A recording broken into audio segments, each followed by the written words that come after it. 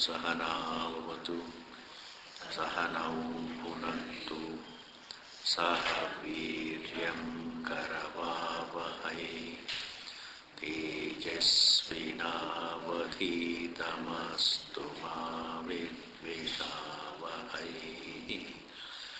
Om Shanti Shanti Shanti. Shruti Smriti Purananam Alayam Karunalayam Namami Bhagavad-pada Shankaram Lokashankaram Shankaram Shankaracharyam Keshavam Badarayanam Sutrabhashakritau Vande Bhagavantau Punah Punaha.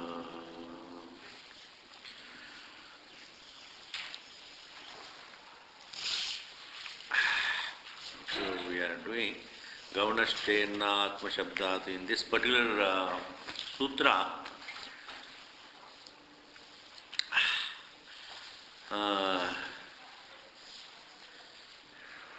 We have to see in Atma Hinama Swarupam.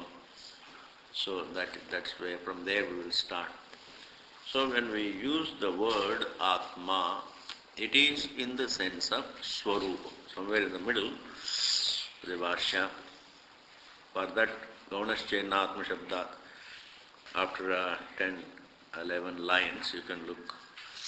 So, Atma Hinama Swarupam. See, the topic here is that the word Atma and the word, the seer, can't be used for Pradhanam, because Pradhanam is inert. What is inert can't be Atma. What is inert, we can't call it Atma. Nor can we use the word, the seer, for the inert. If you say Pradhanam is the source of the world, then the Pradhanam becomes inert. I mean, if you say Pradhanam is inert, if you say there is something, some material out of which the world has come, and you also say that that material is inert, that source is inert, then if it is inert, then the source of the world cannot be called Atma, it can't be the seer. Whereas the Shruti here says, the source of the world saw. You see, the source of the world saw and created. The Creator, that which is the source of the whole universe, that source is not an inert matter, that source is a conscious being.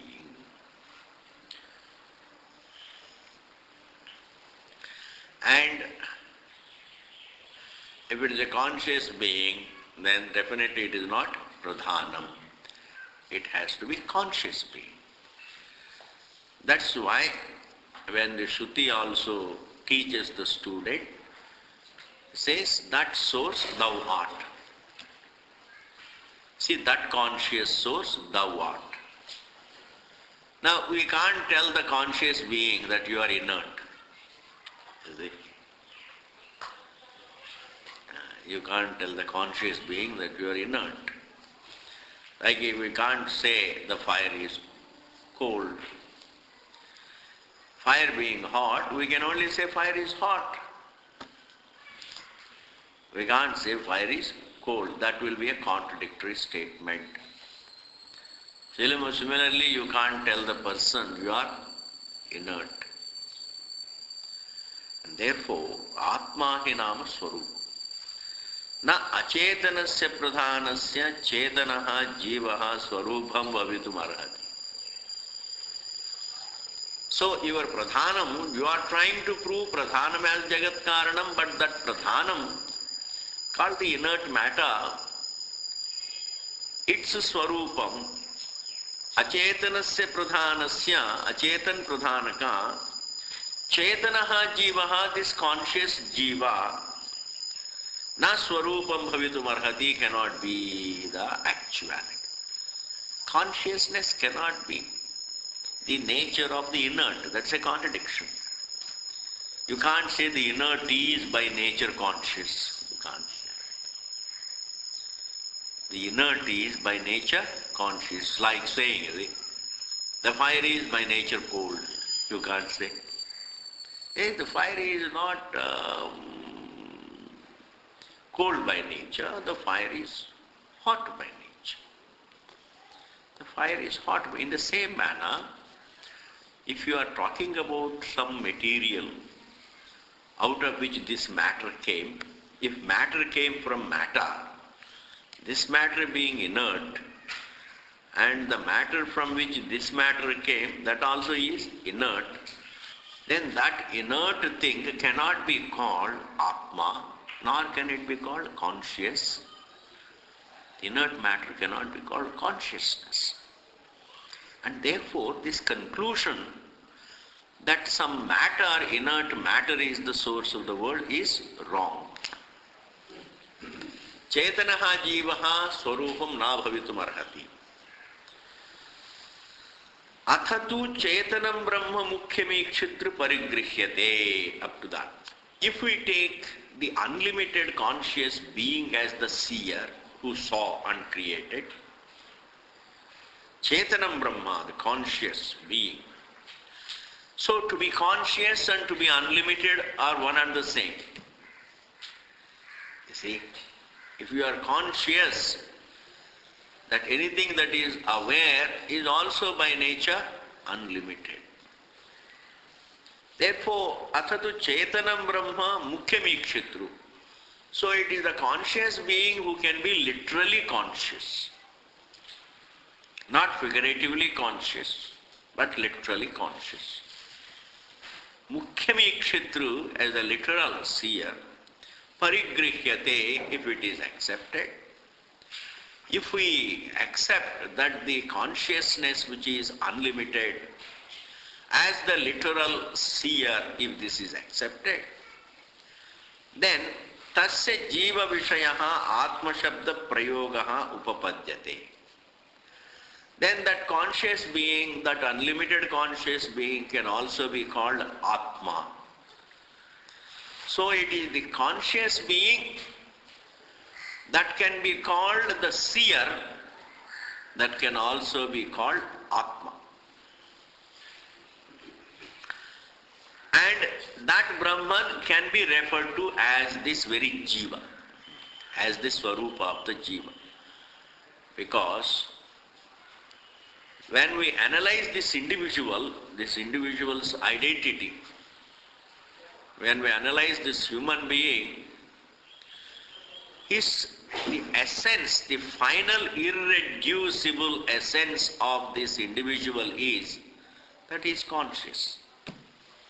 Everything else is only imposed, everything else is only added. Form is not our essence, name is not our essence, and our gender is not our essence, our age is not our essence. In fact, if the body is not our essence, then all the qualities of the body also are not our essence. Qualities of the body also are not our essence. And therefore, the essence of the individual is the Swarupa, that is the actuality. What cannot be further reduced. You see, like after transcending the body and the thought, what remains in us, that is our essence. When we leave the body and leave the thought in sleep, then what remains in deep sleep, that is our essence. What I can leave is not my essence. What I can't leave, that is my essence. What I can't leave is my essence. I can leave the body, therefore it's not my essence, my Swarupa. I can leave every thought, it's not our essence. Therefore, the essence of this individual can be called Brahman, can be called the seer, can be called the Atma, because the essence of this human being is pure soul consciousness, to be the experience. So the one who sees the body is as the seer of the body. To be the seer of the body is our essence. To be the seer of the mind is our essence. To be the seer of the world is our essence. To be the seer of the dream is our essence. And even to be the seer of the negation of the waking and the dream is our essence. But that essence cannot go because we never cease to be the seer. We never stop being the seer. We stop being the form. We stop being thought. We stop being the mind already. But we don't stop. We don't cease to be the seer. Therefore, to be the seer is our essence. That essence is called the Atma. And that essence happens to be unlimited. You see? Because what can limit the seer? The seer is not limited, because the seer illumines all that is limited. The seer, when we take the example of the table and the space, the table is limited. It begins here, it begins here, ends here. That's called limitation. The table is limited. But the space in which the table is, that's not limited physically. You can't say the space begins here, the space ends here. Everything begins and ends inside space. Every object has a beginning and end in space. But the space itself doesn't have a beginning and end. Therefore, the space, physically talking, the space is unlimited. In the same manner, every object begins and ends in one's knowledge. So this table begins and ends, and it is within one's knowledge. And table is in our knowledge, and the earth is in our knowledge, the moon is in our knowledge, the sun is in our knowledge, the 5 elements are in our knowledge, even the space is in our knowledge. That knowledge in which everything is existent within one's awareness. So that knowledge in which everything exists, that knowledge doesn't have beginning and end. That seer has no beginning and end. Because everything exists within the attention, within the sight of the seer. Everything exists within one's attention. Like all forms exist within the sight, then what is the size of the sight? Form has a size. Form has a size. Every object has a size. Form has a size. But what is the size of the sight? The sight, because everything is forming, everything falls within the sight. You see, that sight has no limitation. That sight, what we call the sight of the eyes, is not the sight of the eyes, it is the sight of the seer. The eyes don't have the sight, eyes is only the medium. Like spectacles don't see, really. Even though we put on the spectacles, but the spectacles, the glasses don't see. Just as the glasses are not the seer, in fact, even the eyes are not the seer. The seer sees through the eyes, the seer sees through the glasses. Therefore, the sight doesn't belong to the glasses, the sight doesn't belong to even the eyes. Therefore, when we say sight, it is the sight of the seer, sight of the hearer. The hearer also is aware. The seer is aware. To see a form is to be aware of the form. To hear the sound is to be aware of the sound. And to taste an object is to be aware of the taste. Touch, smell, to be aware. To remember also is to be aware, because what happened before, I become aware of it. Therefore, even though we use different terms like seeing, hearing, tasting, touching, smelling, these 5 words can be reduced to one word, that is being aware. Being aware. Remembering, that is also being aware. Therefore, to be aware, to be awareness or to be aware is the essence of the jiva. To be aware is the essence of the jiva. To be the seer is the essence of the jiva. That essence is not man's creation. That essence is what man is. To be aware is what the jiva is. It is that untranscendable seer. That untranscendable seer, because the seer cannot transcend his own sight. You can transcend form, you can't transcend sight. Meaning you can't transcend, meaning you can't leave your quality of being aware. You can't leave your quality of being aware. I can leave the waking state, but I carry with me my quality of my nature of being aware of the dream. You see? I leave the waking world, but I don't leave my seeing nature. That is why that seeing nature helps me to see the dream. I leave the dream all right, but I don't leave the seeing nature.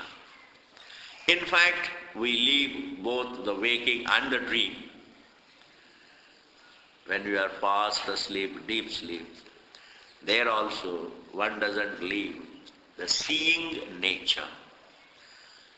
Even though there is no form to see, but the absence of form is seen, is registered as it were. I mean, it's also one's experience. That's called seeing. You know? That's also knowledge. When there is light, I see the objects in the light. When there is no light, I don't see the objects. Objects are not seen, but not our being aware. That being aware of the darkness is not negated. Even in the darkness, one is aware of the fact that it is all dark. Therefore, darkness cannot eclipse awareness. Darkness is also registered in awareness. Darkness means, close your eyes and ears and everything.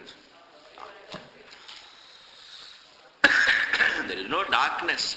There is only awareness. Therefore, that irreducible, that untranscendable, that unnegatable sight of the seer is called the Atma. The word Atma literally applies to the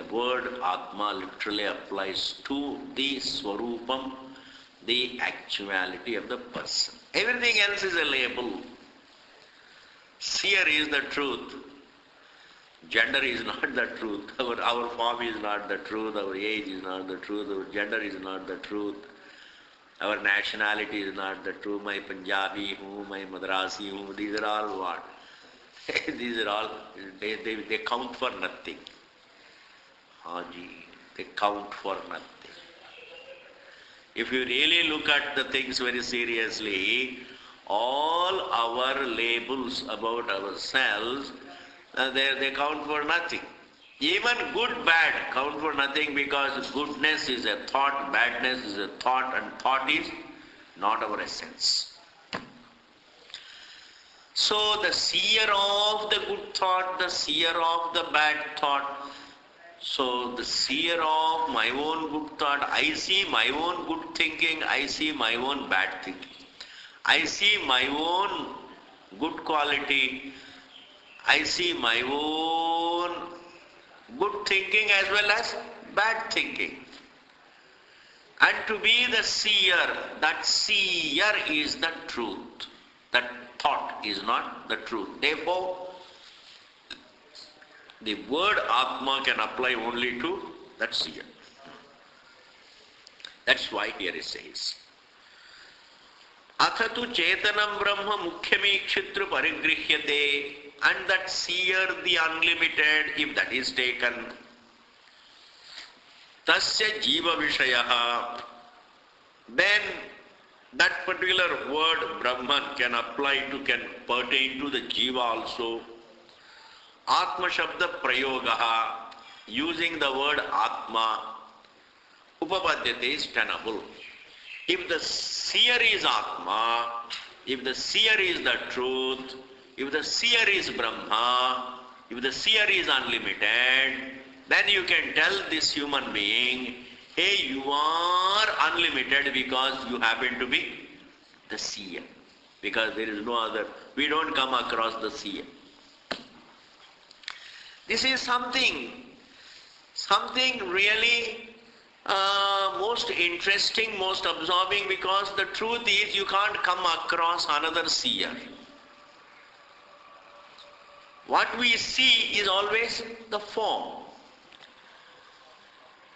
See, what we see is the form. When you are talking to a person, you say, I am seeing the person. What are you seeing in the person? You are only seeing the form. And you say, Swamiji, I am the seer, my wife is also the seer. I say, your wife, the seer, cannot be seen by you, because your wife, the seer, also stands as the seer, not as the seen. Therefore, the seer, me the seer stands as the seer, you the seer stand as the seer, everybody as the seer stands. That doesn't mean there are many seers. We can't establish that there are many seers. Because to prove many seers, I the seer has to prove that there are many seers. And to prove that there are many seers, I should objectify, I should, objectify other seers. That's not possible. Therefore, it is one seer, the unlimited seer, conditioned by many forms, look like many seers. Like the one sun, reflecting in many waves, many pots of water. One sun, but reflecting in many pots of water, looks many suns. Therefore, when we say many individuals, many human beings, they are all one sun reflecting in many bodies. Each body is like a pot of water. Each body is like a pot of water. And each pot of water carries in it some sun. That is not the sun, that is the reflection of the sun.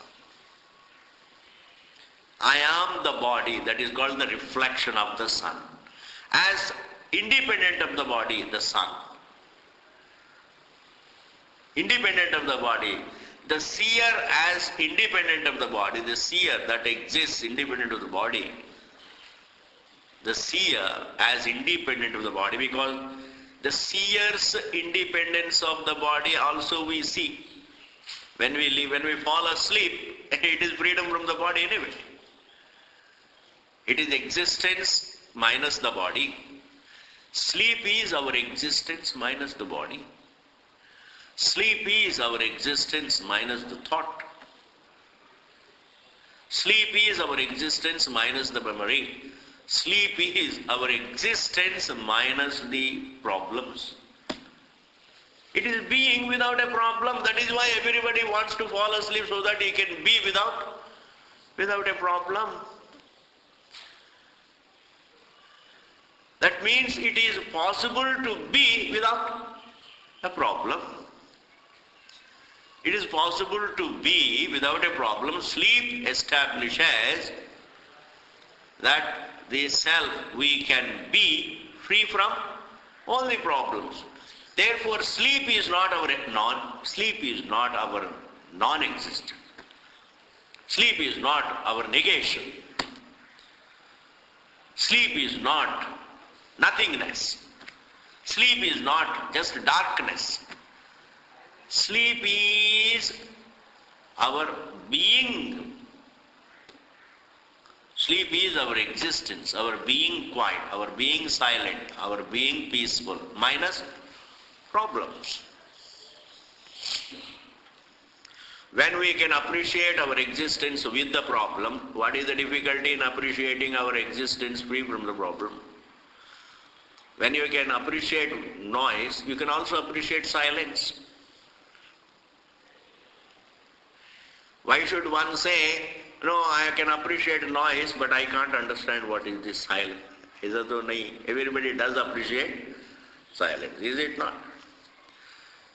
That is why everybody says, I don't want noise, I want silence. So if we can appreciate both noise and silence, then we should be able to appreciate noise and absolute silence.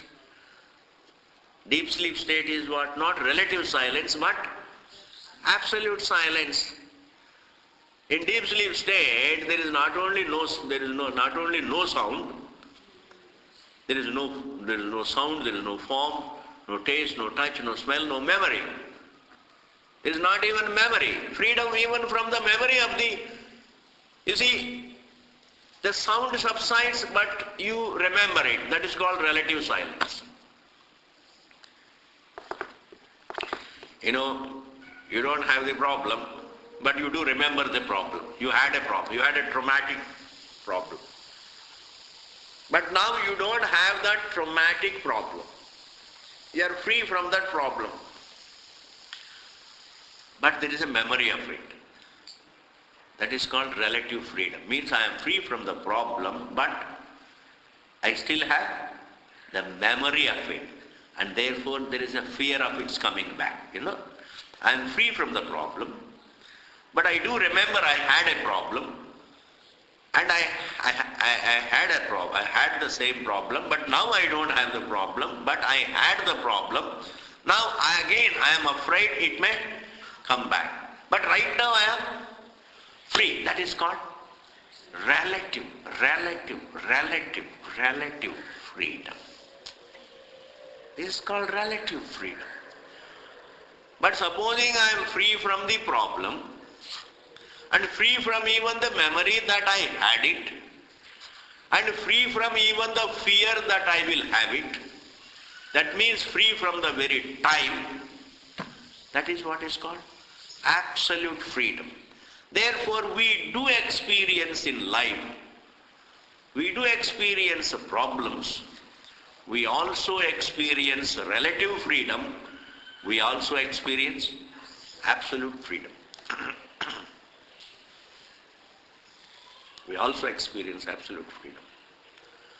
So if we experience absolute freedom, that absolute freedom from the problems, from the memories of the problems, and from the fear of their coming back, that freedom is absolute freedom, and that is what we experience in deep sleep. When we say sleep, it is our absolute freedom.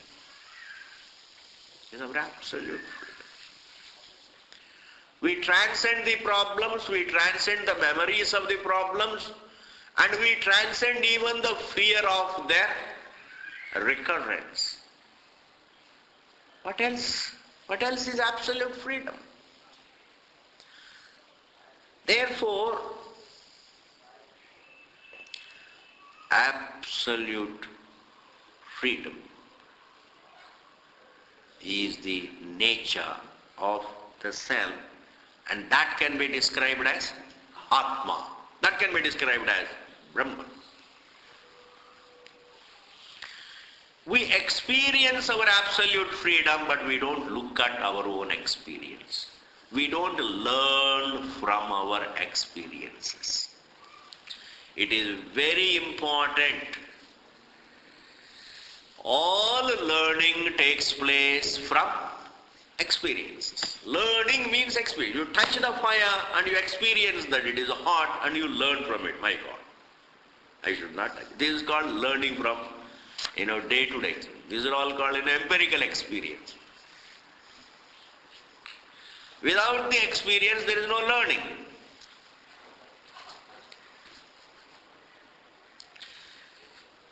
It's like, I drink a drop of water, sea water, and it is salt, and I fall sick. Then I learn from that experience, I should keep away. I should not drink sea water.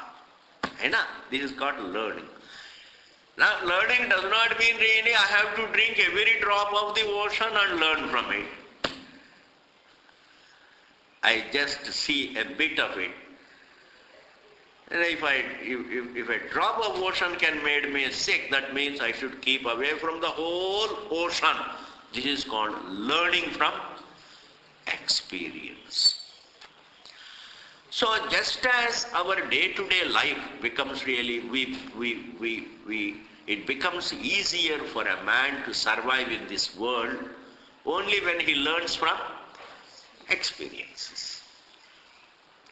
So even sheer survival depends upon learning from experiences. What Shastra is telling is, hey, not only you should learn from your day-to-day experiences, you should learn from your innate experiences. That innate experience is that you wake up, that you dream, that you fall asleep. These are the three innate experiences. Very native, very personal, very, very, very universal. Everybody goes through. Waking up, dream, sleep, waking, dream, sleep, life, death, life, death, life, death. Life, death are other words for waking, and when you wake up, that is life anyway. When you wake up, life begins. When you fall asleep, where is life? This waking life is not. It's like death means death is not of the person, but death of the mind. There is no life and death. There is only waking, dream, and sleep. There is no life and death. There is only waking, dream, and sleep.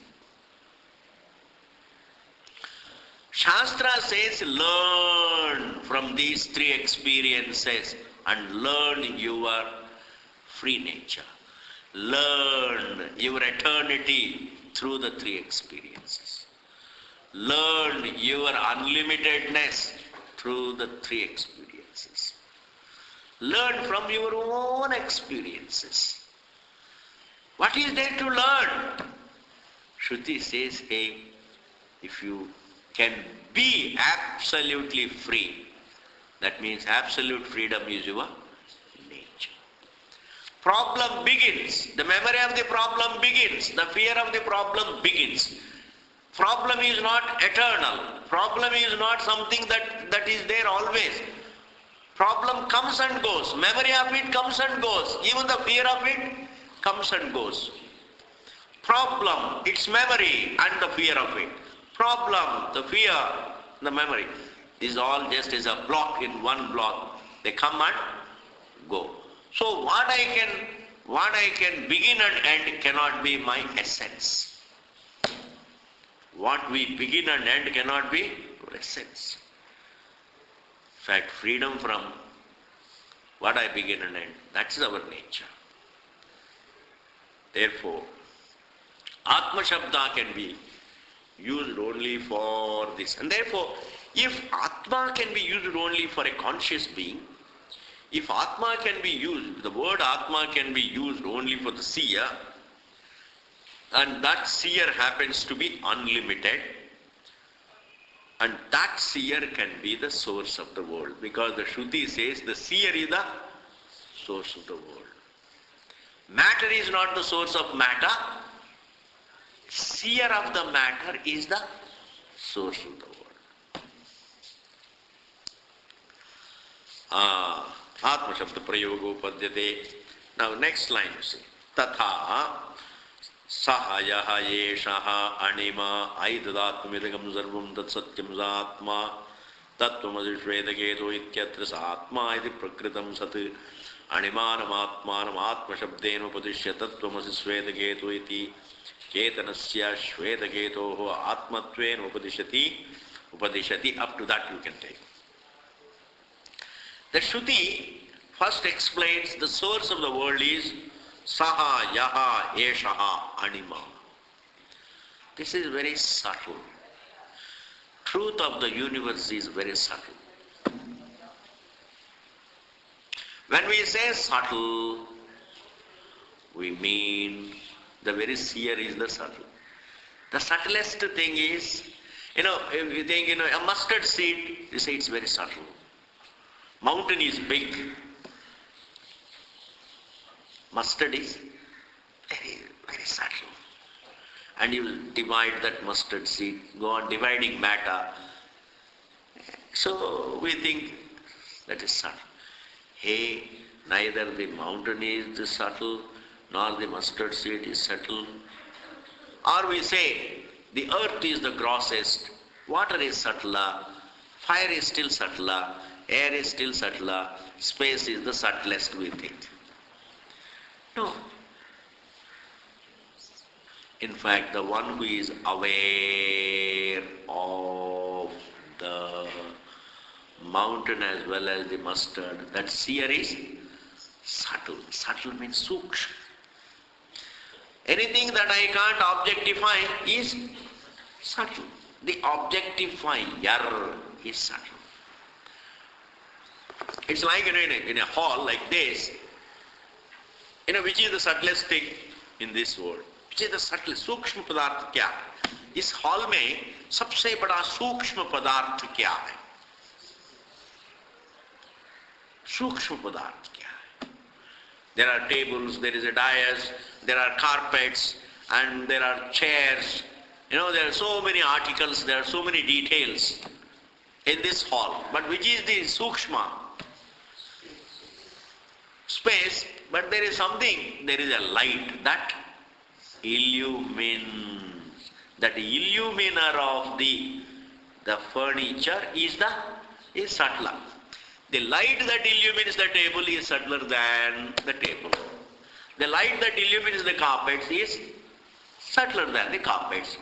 The light that illumines the chairs, etc. is subtler. Definitely. The illuminer is subtler than what is illumined. That must come into your thinking. Because nothing is subtle. Even thoughts are not subtler. The one who is aware of the thoughts, because when you think a thought, and having thought a thought, you see it also. You are seeing what you are thinking. Supposing you don't see what you are thinking, then it becomes mechanical. That's not possible anyway. It's not possible to think a thought and then you are not aware of it. You may not dwell on it, you may not register it, that's a different matter. But you do become aware of it. It comes, it is illumined by you. It's like saying, you are dreaming the world but you are not seeing the dream. Can you say that I am not seeing my own dream? See, when you are dreaming, you are also seeing your dream. What is dreaming? Dreaming is seeing what you are dreaming. Seeing you are dreaming. Dreaming means you are aware of the dreaming. You may not understand all that you are dreaming, that's a different matter. But you are aware of the dreaming. Similarly, when you are thinking, when you are angry, are you aware of it or not? When you are jealous, you are aware of it. You may justify it. That's a different topic. I am justified to be jealous of that girl because I never wanted that girl to come very close to my husband, and then that girl spoiled my life, etc., etc. That's a different Ramayana. But when you are jealous, you are aware of it. Therefore, every emotion we are aware of it, every thought we are aware of it, every pleasure and pain we are aware of it. Therefore, who is subtler? The seer of the thoughts is subtler than the thoughts. The seer of the emotions is subtler than emotions. The seer of memories is subtler than memories. The seer of the waking dream and their negation is subtler. That's the meaning of the word anima. Anima means the subtlest in the existence, the subtlest available. The subtlest that is available, that is called anima. And some of the translators, they translate, it's very atomic. Anu means atom, anima means atomic. Oh, that means our Shastras also knew atoms. Then we create Ramayana. Anima does not mean atomic. Anima means subtlest. Subtlest is only the observer. So the Shruti says, Saha Yaha Eshaha Anima. Aitadatmyam idagam sarvam. Very beautiful. This whole universe boils down to that. Aitad atmyam idagam sarvam. Idagam sarvam, this whole universe. Aitad atmyam. Etat. Etat tadita is aitad. Tadita of atma is atmyam. The swarupa, the actuality of the whole universe is that subtlest. This whole universe boils down to the subtlest. All thoughts boil down to the subtlest, the thinker. All emotions boil down to the subtlest, the feeler. All perceptions boil down to the subtlest, the perceiver. All dream details boil down to the subtlest, the dreamer. All the waking details boil down to the subtlest, the waking seer. That means seer.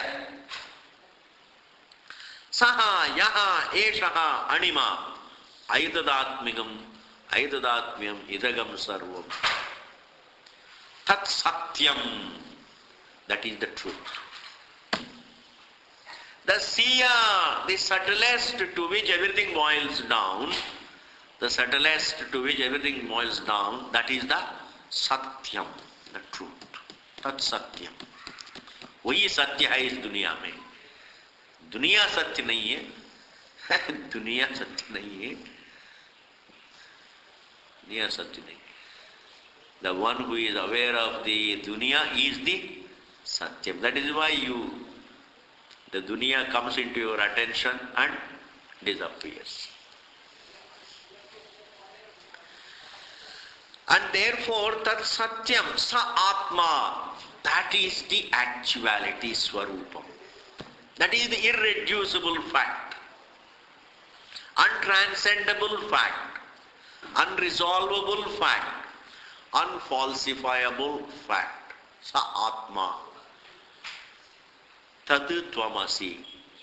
That is what you are. Shvetaketo. Hey Shvetaketo. Shvetaketu is the name of the student. Uddalaka is the name of the father. So the father tells the student, his own son, my dear son, the source of the universe, which is the subtlest, and that subtlest thing is the thing to which everything boils down, and that subtlest seer is what you are, that is your swarupa, and that is the reality. That means, as the seer, you are the truth. And now we have to discern between what we are and the impositions. Impositions means, I go on taking upon myself and feel that is a part of me and live with it. Understand? Like name. This is my name. But actually it is not your name. Similarly, this form also is not ours. We put on the form and leave the form. Nothing great about it.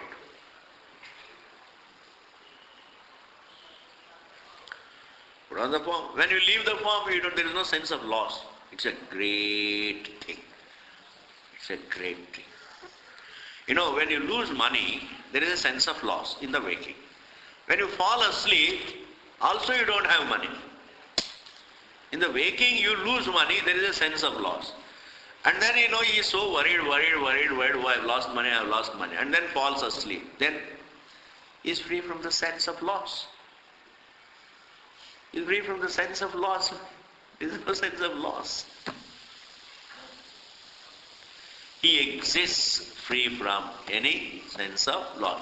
Similarly, when a person falls asleep, there is no sense of loss of the body. Even the most good-looking person in sleep doesn't miss his own form. Doesn't miss. An ugly person doesn't miss, nor a good person misses. In fact, we miss nothing. Deep sleep. And therefore, Bhagavan says, Hey Swetaketu, that is the subtlest, and that is the seer, and that is yourself, and that is the truth, because that is unnegatable.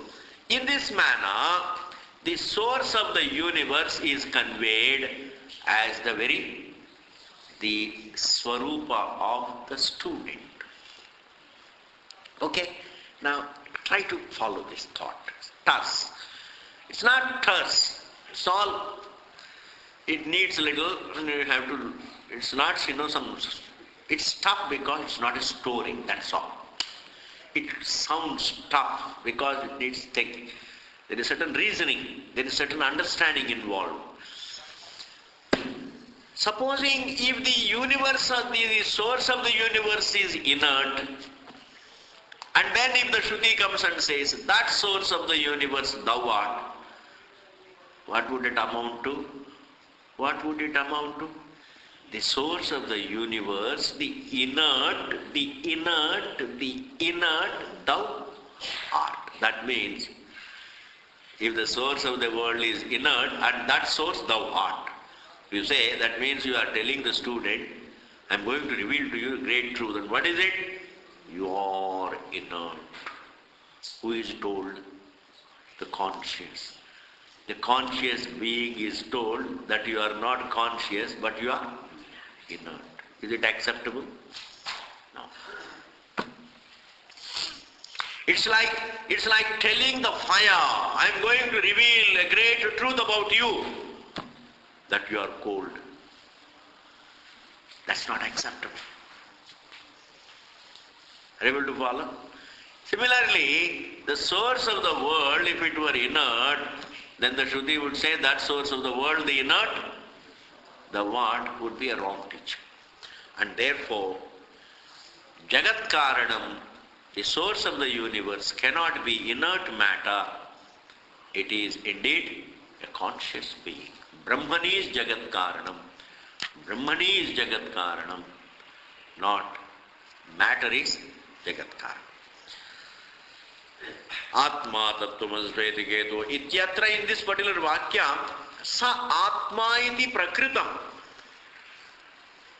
So that is indeed the swarupam iti prakritam, the topic under discussion. What is the topic? Sat, the source. Animanam, the subtle. Atmanam, the self. Atma Shabdena Upadishya. That very source of the universe is also referred to as Atma. Upadishya. Tattvamasi Shvetaketu, that source thou art iti. Chetanasya, this conscious student, Chetanasya, Shvetaketoho Shvetaketuka, Atmatvena Upadishati. He teaches him as the Atma. You are not the form, but you are the Atma, the Swarupam, the subtlest, the seer, the soul. We are through. We are just, we are winding up this topic. What is this topic? The Sankhya says, the Sankhya school says, the world being inert, the source also has to be inert. Vedanta says, even though the world is inert, the five elements are inert, but the source is not inert, conscious, Chetana. Like thought is inert, but the thinker is not inert. He is light. Anger is inert. Greed is inert. It's a thought. Just, take the example. But the one who thinks and be aware of it is the light. The knowledge of anger is not anger. The knowledge of anger is light. The knowledge of greed is not greed. The knowledge of greed is light. The knowledge of dream is not inert. The knowledge of dream is not dream. The knowledge of dream is the truth. Dream is dream, but that I was aware of it is not a dream. It's a fact. Dream is a dream. It's all false. I dreamt all kinds of things. Therefore, all that we dream is false, all right. But the fact that one is aware of it is not another dream. Thought can be a dream, but the one who is aware of that thought is not a dream. He is a light. Thus, even though the world is inert, the source of it is consciousness. This is the topic that we are clinching now. Now, when it comes to the elements, the Shruti also says, Brahman saw, he created the fire, then fire created the water, fire saw and created the water saw and created the earth. So these statements like the fire saw, water saw. So the fire, the inert seeing can be gauna, can be figurative, not literal. As we saw in the previous classes. The sun is looking at you. The sun is looking at you. Or in the night, the moon is looking at you. Is it mukhyam or gaunam? It's not literal. It is gaunam. It is figurative. It's gaunam. Oh, the tree wants to fall. It's just precariously standing. The tree is, precariously standing. Then what can you say? The tree wants to fall. So that want that we attribute to the tree is only gaunam. Gaunam. Therefore, the statements like the fire saw and created water, the fire saw, the water saw. So seeing on the part of the fire element and seeing on the part of the water element can be taken as gaunam. That is what is said here. But Brahman saw is not gaunam. God saw, Brahman saw is not gaunam. Brahman saw is mukhyam, is literal. Fire saw, gaunam. Water saw, gaunam. It's like, I am seeing the sun, gaunam or mukhyam. When you say, you look at the sun and say, I am seeing the sun. Is it mukhyam or gaunam? Mukhyam. The sun is looking at me. Gaunam. Bas. If you have understood it, you have understood the whole topic here. So Brahman saw is mukhyam, the fire saw is gaunam, water saw is gaunam. Should be taken as gaunam because it can never be mukhyam. Aptejasostu vishayatvad. Up means water, tejas is the fire, these elements being, vishayatvad being inert, achetanatvam is inert, nama rupa vyakaranadaucha prayojyatvena eva nirdesha. And this water, fire, earth, these are all the elements which go into the creation of individual objects. You say house. A house is an individual object, but it is made of elements. Tree, it is elemental. Space is element. Air is element. Fire is an element. Water is an element. The earth is an element. Anything that is made of elements is called elemental. You better pick up the word. Elements. Anything that is made of elements, elemental. What is this body? Elemental. That is why it is called bhautikam.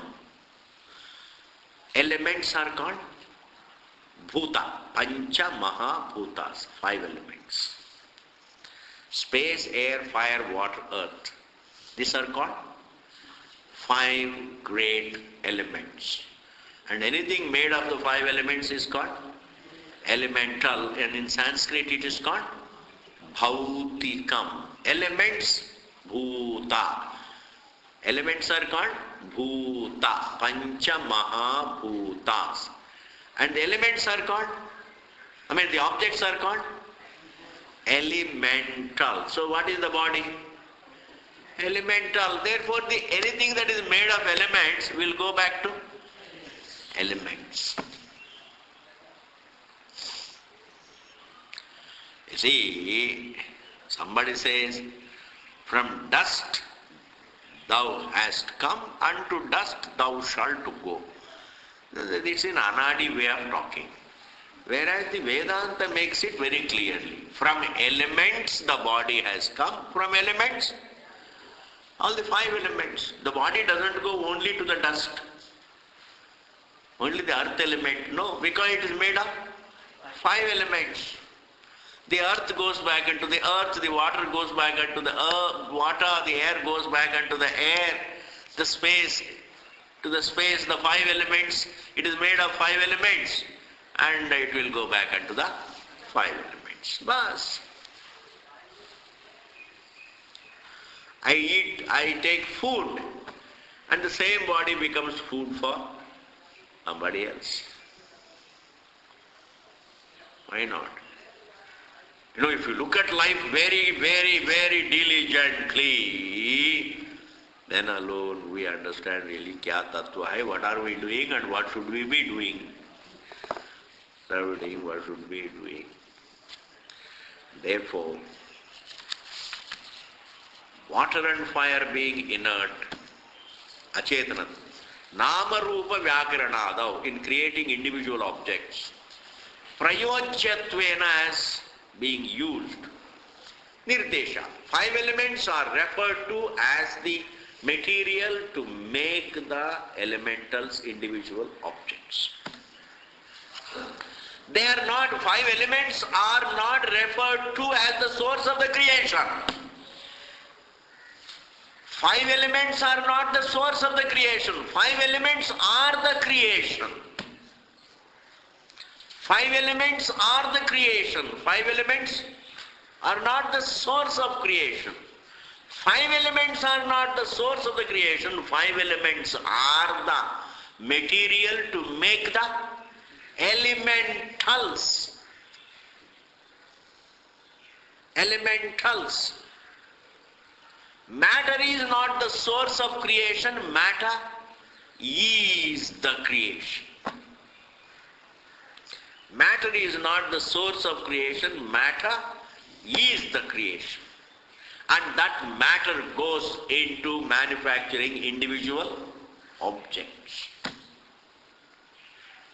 We are talking about the source of that matter. We are talking about the source of the elements. Therefore, Namarupa Vyakaranadoja Prayojyatveneva Nirdeshat Nacha Atma Shabdavat Kinchin Mukhyatve Karanamasti. There is no reason to look upon the 5 elements as the literal seer. There is no reason to look upon space as the seer. There is no reason for us to believe that the fire element sees. There is no reason for us to believe the water element sees. If they are seer, then they would not be seen. If they are seen, then they are not the seer. Therefore, the elements are seers or seen. Elements are seen. We see that they are seen. If they are seen, then they are not the seer. And therefore, my dear Purvapakshi, don't imagine that the reality, the source behind the creation, the source of the universe is not something inert, something material, something matter, something inert.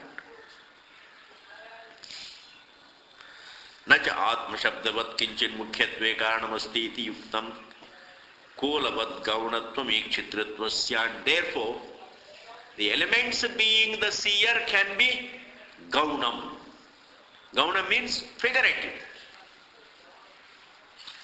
I can use the expression, the sun is looking at me, but I know it is not looking at me, it is only an expression. And in life, we do have these figurative expressions.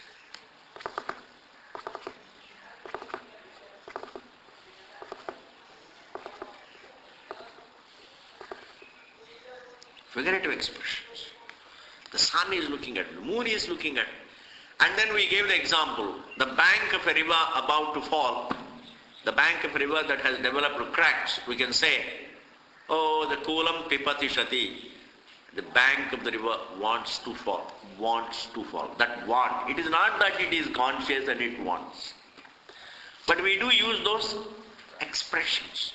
Like in your own house, when you are talking to the children, every day we are using Gauna expressions. Get lost. You tell your children, they're creating a lot of problems. Then what do you say? Get lost. Is it literal? Hey Rama. And then you say get lost for 10 minutes, you don't see the children, then you get lost. Hey Rama, to kya ho gaye? Kahan gaye? Bacche kahan gaye? Kahan gaye? The children will say, hey, you said get lost, so we got lost. Hey, I didn't mean that. It is gaunam. It is not mukhyam. I didn't mean that you should get lost. In life, we do use literal expressions. We also use gauna prayoga. Mukhya prayoga as well as gauna prayoga. Gauna prayoga means what? Figurative, as though.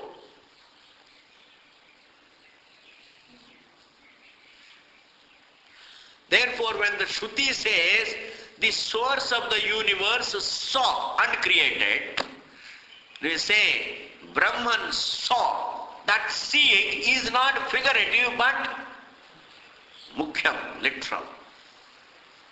Like when I say, I am seeing the waking. What is it, Gaunam or mukhyam?